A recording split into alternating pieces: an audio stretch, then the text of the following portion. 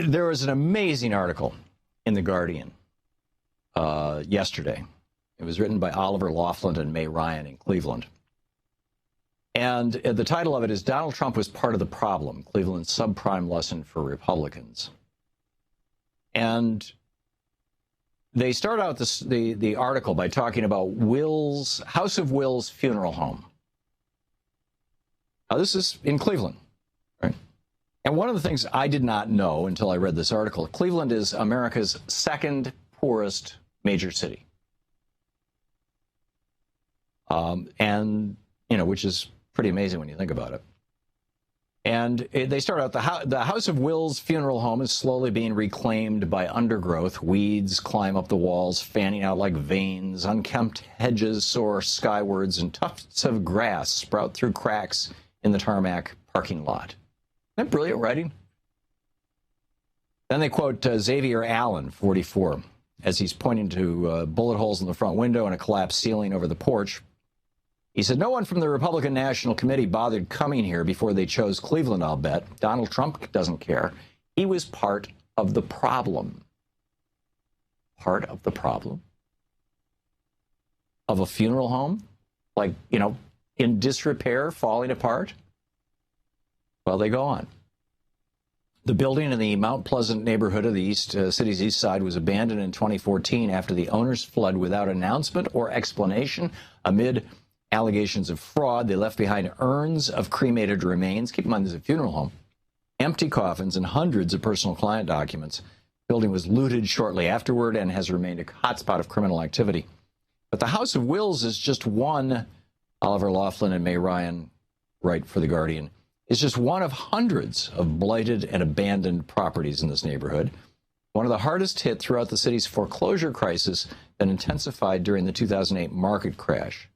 And they point out that in the 10 years from 2006 to today, in those 10 years, Cleveland lost 17% of its population.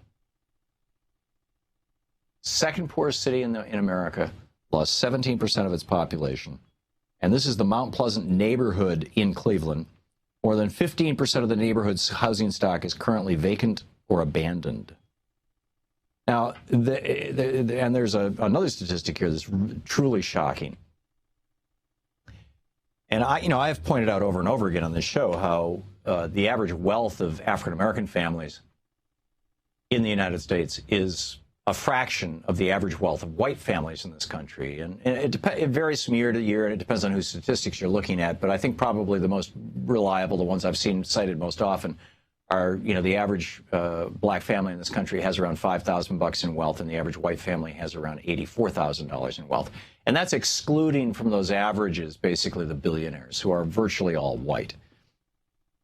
So, and also, African Americans got hurt far worse than white people by the housing crash and crisis of 2008, in part because they were much more aggressively hustled by largely white mortgage companies in 2005, 6, 7, 8, you know, in the years since the deregulation in 2000 of the banking industry. Over the next 7 years, the banksters came up with these ninja loans, no income, no job. They called them liar loans, except the liars were not the people applying for the mortgages. They were the mortgage brokers.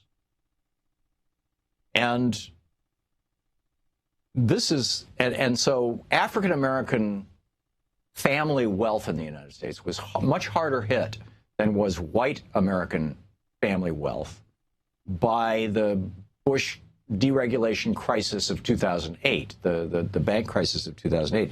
And here's one example of how so. Laughlin and Ryan note in The Guardian, we're talking about this Mount Pleasant neighborhood, this largely African-American neighborhood, poor neighborhood in Cleveland.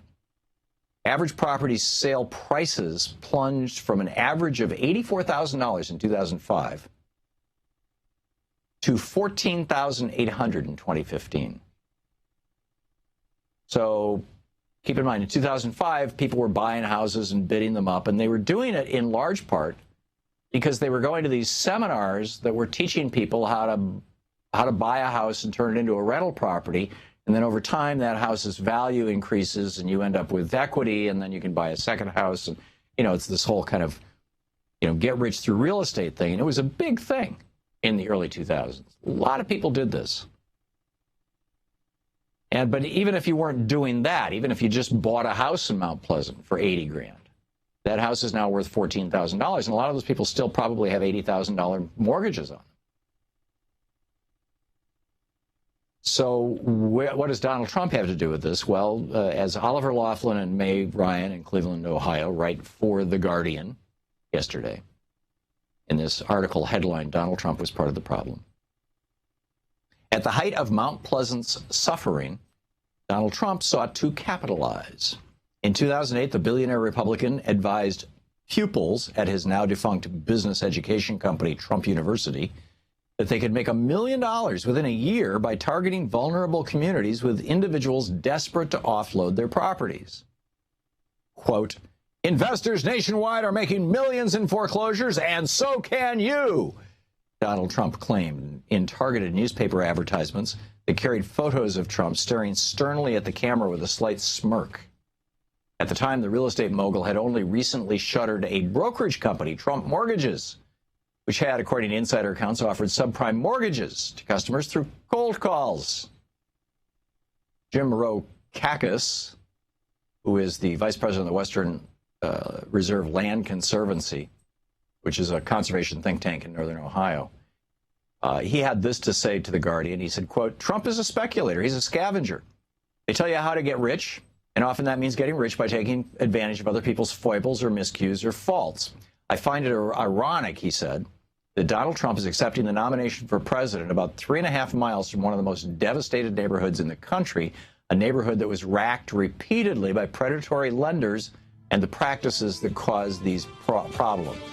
That's not what Mount Pleasant looked like back in 2000 when these loans took off. So right from in 2000, the Republicans pushing through Congress, Graham Leach Bliley and the Commodity Futures Modernization Act, but principally Graham Leach Bliley, deregulating the banks.